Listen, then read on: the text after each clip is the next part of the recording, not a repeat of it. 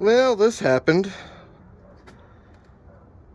Was driving it around for quite a while today, and everything was fine.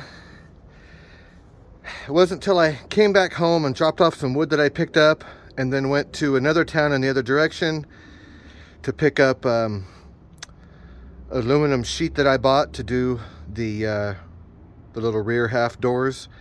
And I'm like, you know what? Let me try going on the freeway a little bit, just for it's like maybe about a 3-mile stretch from that town to the next exit.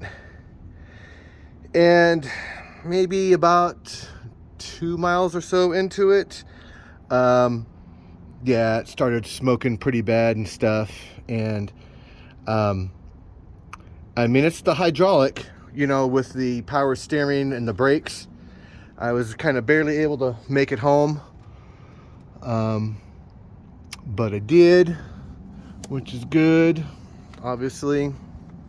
So I don't know if I just had a line that burst or the pump went out, although I did have to drive it a little bit, so I'm guessing that those hydraulic pumps will probably burn out if they're ran dry. But I still got stuff leaking out, so it wasn't all the way dry, but probably enough. But you know what, man? This is